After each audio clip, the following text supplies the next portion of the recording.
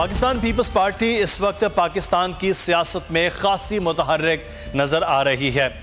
गुज़श्ता 2 दिन पहले बिलावल भुट्टो जरदारी जेल गए और साबिक वज़ीर आज़म मियां नवाज शरीफ से उनकी मुलाकात हुई।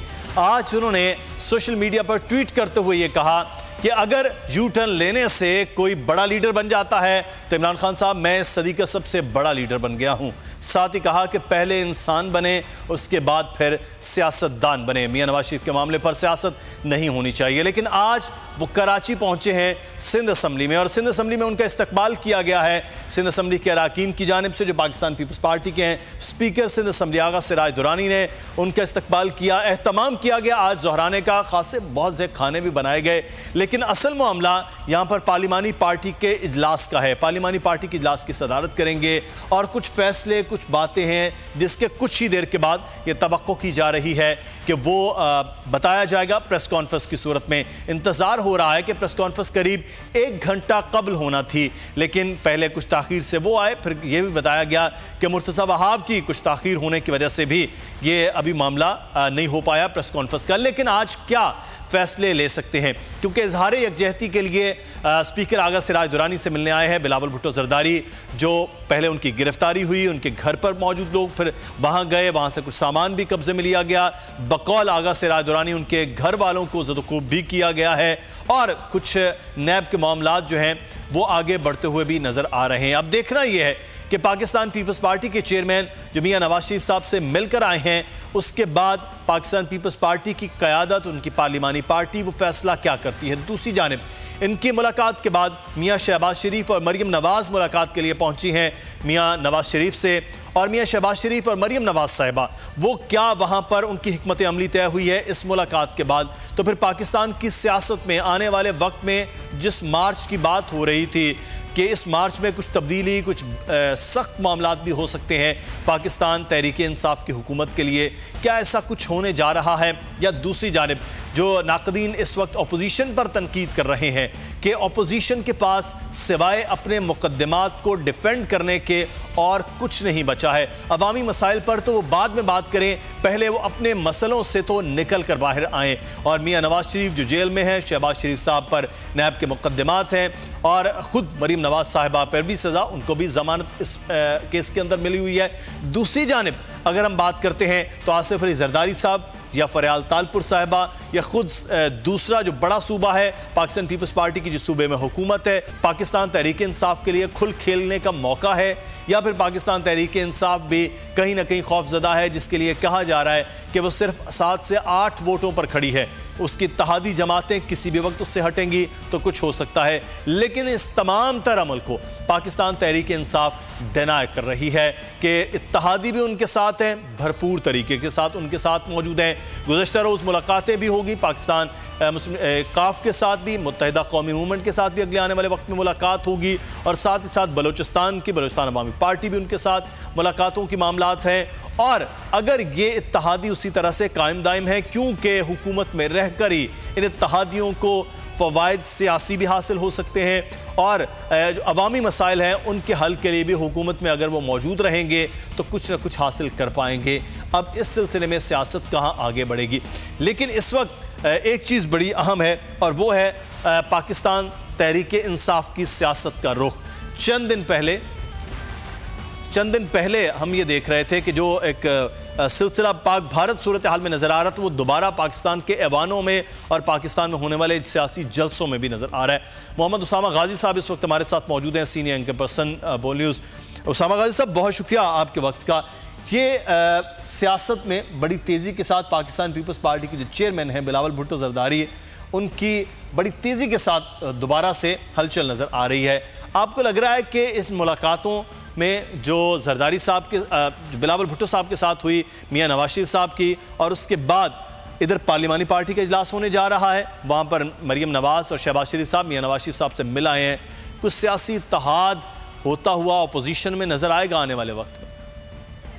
मुझे लगता है कि एक जिस तरह से अभी दोनों करीब आए हैं, ये मामला इसी तरह होगा। कोई स्ट्रॉन्ग उस तरह की अपोजिशन जिसको कहा जाए जो हुकूमत के खिलाफ निकल आए सड़कों पर और हुकूमत गिराने की कोशिश करे, वो मुझे अभी फौरी तौर पर नजर नहीं आ रहा। क्योंकि मियां नवाज शरीफ साहब का बज़ाहिर जो लग रहा है वो ये है कि किसी भी तरह से उनको इजाजत मिल जाए और वो लंदन जाकर अपना इलाज करवा सके। उनका मेन एम ये नजर आता है। तो उनके जाने की सूरत में फिर जाहिर है कि किसी तरह की वो स्ट्रीट एजिटेशन मैं नहीं देख रहा। जबकि पाकिस्तान पीपल्स पार्टी का लगता यह है कि वो चाहते हैं कि जो मियां नवाज शरीफ साहब का हाल हुआ और उससे पहले इतना ज्यादा मोबिलाइज कर ले अपने, सबसे पहले तो जाहिर है पार्टी केडर्स में, पार्टी रहनुमाओं के साथ मिलकर एक मजबूत सफबंदी कर ली जाए कि किसी भी तरह से अगर कोई गिरफ्तारी होती है, जो केसेस चल रहे हैं पाकिस्तान पीपल्स पार्टी की सीनियर लीडरशिप के खिलाफ, तो उस सूरत में भरपूर एहतजाज किया जा सके। क्योंकि आगा सिराज दुरानी साहब के मामले आपने देखा शुरू में एहतजाज हुआ लेकिन बाद में फिर ठंडा पड़ गया। तो अब उसके लिए भी ये कोशिश हो रही है और इस सिलसिले में ये भी कहा जा रहा है कि अब सिंध असेंबली में बड़ा भरपूर और बड़ा सख्त मौक़िफ़ होगा पाकिस्तान पीपल्स पार्टी का। सही। अच्छा उसामा, हमारे साथ ही रहेगा। जो आप कह रहे हैं कि वहां पर सिंध असेंबली में उनका मौक़िफ़ सख्त होगा क्योंकि हुकूमत भी उनके पास है, लेकिन दूसरी जानिब हैदराबाद में जो मैं सिंध पीपल्स पार्टी को टफ टाइम देने के लिए ग्रैंड डेमोक्रेटिक अलायंस भी सरगर्म नज़र आ रही है। इसी हवाले से भी बात करेंगे। और आज के जो इजलास और इसके बाद प्रेस होने वाली प्रेस कॉन्फ्रेंस, शाहिद जतोई साहब हमारे साथ मौजूद हैं, एडिटर पॉलिटिक्स इस वक्त बोल न्यूज़ से। शाहिद जतोई साहब, आप वहाँ पर मौजूद हैं। सबसे पहले तो ये बताइएगा, ये करीब एक घंटा आधा घंटा पहले प्रेस कॉन्फ्रेंस होना थी, इजलास तवालत इख्तियार कर गया है कि अभी तक ये प्रेस कॉन्फ्रेंस नहीं हो पाई है, फैसलों से आगाह नहीं किया गया, मामलात क्या चल रहे हैं यहाँ पर? जी, बिलावल भुट्टो जरदारी साहब जो हैं पीपल्स पार्टी के पार्लिमानी पार्टी के इजलास की सदारत कर रहे हैं। अब वो वहां से निकल गए हैं, कमेटी रूम की तरफ आ रहे हैं। थोड़ी देर में प्रेस कॉन्फ्रेंस शुरू होने वाली है। सिंध असेंबली का इजलास 6 बजे होना था, लेकिन बिलावल भुट्टो की सिंध असेंबली आमद की वजह से इजलास जो है ताखीर का शिकार है। अपोजिशन ने जो है वो इजलास का बैकाट किया हुआ है। इजलास सरकारी अरकान ने ही शुरू करना है। जब तक सरकारी अरकान वहां से फारिग नहीं होंगे बिलावल भुट्टो जरदारी से इजलास शुरू नहीं हो सकता है। अभी थोड़ी देर में बिलावल भुट्टो जरदारी प्रेस कॉन्फ्रेंस करेंगे। मेरे ख्याल में सिर्फ 5 मिनट के बाद उनकी प्रेस कॉन्फ्रेंस होगी और उसके बाद सिंध असेंबली का इजलास शुरू होगा। सही। अच्छा शाहिद जतोई साहब, आज पार्लिमानी पार्टी का इजलास हो रहा है, तो क्या खबरें, क्या तवक्कुआत हैं? कोई लाया अमल का ऐलान किया जाएगा? दूसरी जानिब तो ग्रैंड डेमोक्रेटिक अलायंस जो है वो भी टफ टाइम देने के लिए तैयार है। पाकिस्तान तहरीक इंसाफ ऑलरेडी MQM जो है वो बाइकआउट भी इजलास का कर चुकी है। तो सिंध में क्या हलचल हो रही है? आज सिंध में नैब और FIA की कार्रवाइयों के बाद जो है सूरत हाल खासी जो है कशीदा है। अपोजिशन कोशिश कर रही है कि पीपल्स पार्टी की सिंध हुकूमत को दबाव में लाया जाए और सिंध असेंबली में उन पर प्रेशर रखा जाए। और दूसरी तरफ पीपल्स पार्टी जो है, मैं समझता हूँ कि आज जो है वो जारियाना हिकमत अमली तय करेगी असेंबली के अंदर भी। और आज जो है असेंबली के एजेंडे में एक एडजर्नमेंट मोशन पीपल्स पार्टी की रुकन गजाला सयाल की तरफ से जो है वो एजेंडे में शामिल है। उसमें 18वीं तरमीम को रोल बैक करने के हवाले से है। और पीपल्स पार्टी के अरकान आज अगर इस एडजर्नमेंट मोशन पे बहस करते हैं तो वो पीपल्स पार्टी वफाकी हुकूमत को सख्त तनकीद का निशाना बनाएगी और इस इशू को बड़ा इशू बनाया जाएगा सिंध असेंबली के ऐवान से। और खासतौर पर सिंध के लोगों को इस इशू पर बहुत ज्यादा हसास करने की कोशिश की जाएगी कि वफाकी हुकूमत 18वीं तरमीम को रोल बैक करने जा रही है। आज ये इस एजेंडे में शामिल है। सही, ठीक है। अच्छा, हमारे साथ ही रहेगा जब तक प्रेस कॉन्फ्रेंस होती है, आपसे मजीद बात करते हैं। उसामा गाजी साहब हमारे साथ हैं। उसामा गाजी साहब, पार्लियामान के अंदर टफ टाइम देने की हुकूमतों को हम नज़र आ रहा था, पंजाब असम्बली में भी और विफाक में भी। अब यही सिलसिला हमें नज़र आ रहा है, जो पाकिस्तान तहरीक इंसाफ हो या MQM हो या GDA, वो पाकिस्तान पीपल्स पार्टी को यहाँ पर टफ टाइम दे रही है। तो पार्लियामान के अंदर से निकलकर बाहर तो आपको नहीं लग रहा कि इस वक्त कोई भी जमात एक दूसरे के खिलाफ कोई इत्तेहाद या कोई एक दूसरे के खिलाफ एजुटेशन में नजर आएगी? नहीं, अभी ऐसा कोई माहौल बनता फौरी नजर नहीं आ रहा। ये तो तब होगा कि जब ये सारा कुछ पार्लियामेंट में या असेंबलियों में आप देखेंगे एक स्पिल ओवर हो और उसके बाद आकर जब तक कोई बड़ी गिरफ्तारी नहीं होती उसकी नौबत तो नहीं आएगी। और मुझे लगता है गिरफ्तारी हो भी गई जो बड़े नामों की सिंध में, तो उसके बाद भी फौरन से नहीं होगा। पहले ज़ाहिर है ये फोरम्स यूज किए जाएंगे, असेंबली का फोरम होगा। अभी देख लीजिए 18वीं तरमीम की जिस तरह बात हो रही है, ये काफी अरसे से पाकिस्तान पीपल्स पार्टी इसकी बात कर रही है, जबकि आप भी जानते हैं कि ये एक अजीब सी बात है कि मतलब 18वीं तरमीम को कैसे रोल बैक किया जा सकता है। तहरीक इंसाफ की हुकूमत कह रही है कि हमारी ऐसी कोई नीयत नहीं है। अच्छा, अगर नीयत हो भी तो करेंगे कैसे? 2/3 मेजोरिटी चाहिए उनको कौमी असेंबली में भी और सेनेट में भी, जो उनके पास है नहीं। हुकूमत के पास, विफाकी हुकूमत के पास उसके बगैर 18वीं तरमीम को कुछ हो ही नहीं सकता। यानी अनलेस के कोई मार्शल लॉ लग जाए, कोई आइन जो है वो बेंच में चला जाए, आइन मुअत्तल हो जाए, उसके अलावा तो कोई चारा नहीं 18वीं तरमीम। और फिर ये 18वीं तरमीम ऐसी बड़ी मुकद्दस बना दी गई। बड़ी अच्छी बात है कि 18वीं तरमीम हो गई, मुल्क में सूबों को इख्तियारात मिल गए जनाब। ग्रीवेंसेस और जो कौम परस्ती का या सुबाइयत का जो नारा लगता था उसमें कुछ कमी होगी। लेकिन मुझे बताएं 18वीं तरमीम से हो क्या गया? क्या कोई आप समझते हैं कि दूध और शहद की नहरें बहने लग गई हैं सूबों में? और आपने जो इख्तियारात दिए पुलिस के, तालीम के, सेहत के, हर तरह के इख्तियारात सूबों के पास आ गए। आप मुझे बता दें कितनी बेहतरी आ गई है। तो खैर ये असल में डिबेट ये है कि जो गिरफ्तारियां होने वाली है वो केसेस अब आपको पता है ओपन शट केसेस है, डॉक्यूमेंटेड है कि अरबों रुपया इन अकाउंट से आया, इन अकाउंट से गया, वो उनके नाम है। वो कहीं ना कहीं जाकर तो मामला अब पकड़ा जाना है। तो उससे पहले ये सारा कुछ हो रहा है कि किस तरह से प्रेशर टैक्टिक्स बनाए जा रहे हैं। अब सिंध असेंबली में आप देखेंगे पाकिस्तान पीपल्स पार्टी ऐसे नजर आएगी जैसे ऑपोजिशन में वो हो, और इतनी सख्त तनकीद वहां से वो करेंगे विफाकी हुकूमत पर। सही। अच्छा उसामा गाजी साहब, इस वक्त फिरदौस शमीम नकवी साहब हमारे साथ मौजूद हैं ऑपोजिशन सिंध असेंबली से। बहुत शुक्रिया नकवी साहब आपके वक्त का। आपने आज बायकॉट किया हुआ है इजलास का। आज तो इजलास में बिलावल भुट्टो जरदारी जो है उस इजलास से पहले पार्लिमानी पार्टी का इजलास भी कर रहे हैं। क्या वजूहात थी इजलास के बायकॉट के हवाले से सर? देखिए वो मैंने कल बयान भी की थी, दोबारा कर देता हूँ। जी जी। जमहूरी अमल को रोका जा रहा है सिंध के अंदर।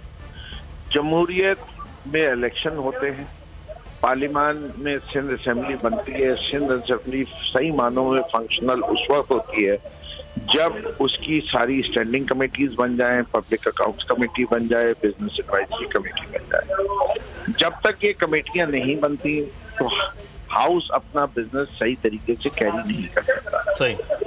ऑपोजिशन को जो हथियार दिए जाते हैं जिससे वो हुकूमत पे तनकीद करती है, हुकूमत के ऊपर नजर रखती है, उसके अंदर ये स्टैंडिंग कमेटी का बहुत बड़ा हाथ है।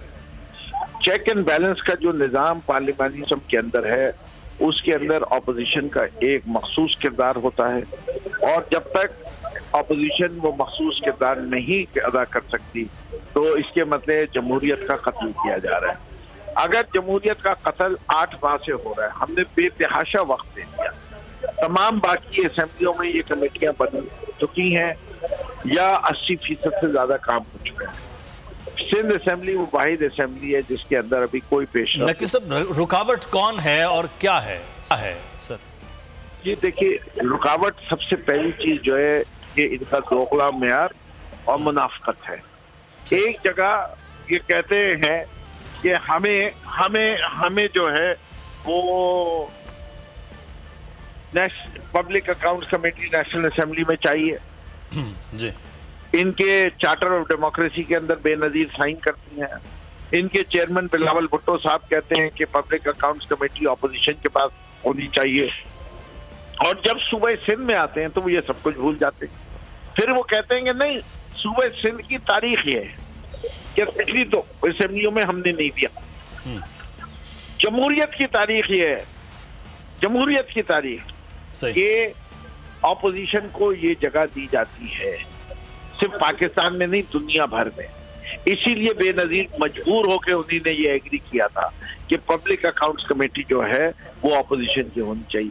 वो कोई ऐसी लीडर नहीं थी जिनको लाइटली लिया जाए। उन्होंने अगर ये चार्टर ऑफ डेमोक्रेसी को वक्त ये दिलवाया था पॉइंट, तो वो अगर जिस मकाम पे वो थी, वजीर आजम भी रह चुकी थी, दूसरी तरफ जिसके साइन कर रही थी वो भी वजीर आजम रह चुका था, और वो अपोजिशन में भी बैठ चुकी थी और दूसरा भी बैठ चुका था। तब उन्होंने फैसला किया कि इस निज़ाम को, जमहूरियत को चलाने के लिए ये चेक एंड बैलेंस का निज़ाम जरूरी है। वरना क्या होता है, गैर जमहूरी कुव्वतें इंटरफेयर करती हैं, फिर JITs बनती हैं, फिर उसके लिहाज से नैब दखल अंदाज होती है, नैब दखल अंदाज होती है। ये सारे मसाइल जो पैदा होते हैं इसकी वजह यह है कि पब्लिक अकाउंट्स कमेटी और जो जमहूरी इदारे हैं वो फाल ना हो। अगर जमहूरी इदारे फाल हो तो फिर दूसरे अकाउंटेबिलिटी के दूसरे इदारे को जरूरत नहीं होती। आपको पता है कि खुद सेक्रेटरी ऑफ द असेंबली ने जो खत लिखा है चीफ सेक्रेटरी को, उसमें कहा है कि पिछले 10 साल से असेंबली गैर फाल है, और जो पब्लिक अकाउंट जो ऑडिटर की रिपोर्ट में उसमें सिर्फ 10 आइटम क्लियर हुए हैं अभी तक 140 पैराज में से। आप ये बताइए कैसे निजाम ये 2000। जी नकवी साहब, इसमें सारे अमल के अंदर एक और जो चीज़ है वो मैं आपसे ही जानना चाहूँगा। इस वक्त जो है असेंबली का इजलास तवील तरीन तारीख का सेशन जो है वो चल रहा है और इस वक्त जो पैसा है वो कौम का वो भी लग रहा है और ऐसा लग रहा है कि अटक गए हैं हुकूमत और अपोजिशन के दरमियान इस मामलात पर आकर। सिंध असेंबली तो पहले भी बाकी असम्बलियों से ज़्यादा फ़ाल भी रहती रही है, तो ये अब क्या मामला है? इसमें वो कह रहे हैं कि अपोजिशन जिम्मेदार है क्योंकि PTI पहली बार अपोजिशन में इधर आ गई है और अपोजिशन लीडर आ गए हैं, इसलिए मामला ज़्यादा ख़राब हो रहे हैं। वरना तो आगा सिराज दुरानी साहब भी कह रहे थे कि ख्वाजा इजहार साहब आप भी अपोजिशन लीडर रहे हैं, ये वाली सूरत हाल हमें नहीं दरपेश रही। पहली चीज़ तो देखिए कि सिंध असेंबली को चलाने की जिम्मेदारी किसकी है? स्पीकर की और ट्रेजरी बेंचेस की। तारीख में कभी 80 दिन का हुआ है? भाई अगर PTI इतनी खराब ऑपोजिशन कर रही है और लीड कर रही है तो वो तो सेशन शॉर्ट होने चाहिए। ये इतना लंबा सेशन क्यों हो रहा है? ये इतना लंबा सेशन करप्शन छुपाने के लिए हो रहा है। इतना लंबा सेशन इसलिए हो रहा है कि ये खौफजदा है कि अगर कोई फैसला जरदारी साहब यानी पापा साहब या फुप्पो साहिबा या पप्पू साहब के खिलाफ या CM चप्पू के लिए आता है तो वो उस वक्त चाहते हैं कि असेंबली इन सेशन हो। आपने कभी सुना है कि 12 दिन के लिए असेंबली एडजन होती है? कोई कभी सुना है? कभी आपने सुना है कि जो पूरे अक्टूबर के महीने में एक इजलास ना हो, दिसंबर के महीने में एक इजलास ना हो और फिर 6 जनवरी से लेके अब तक चलता रहे, तो इस पे ऑपोजिशन को इल्जाम दिया जाए या इस पे ये बताया जाए? हुकूमत की जिम्मेदारी जो नकवी साहब आप कह रहे हैं वो यकीनी तौर पर सबसे पहले ट्रेजरी बेंचेस की होती हैं, स्पीकर असेंबली की होती है कि वो किस तरह से हाउस को चला रहे हैं। बहुत शुक्रिया फिरदौस शमीम नकवी साहब, अपोजिशन लीडर हमारे साथ मौजूद थे। उसामा गाजी साहब आपका बहुत शुक्रिया।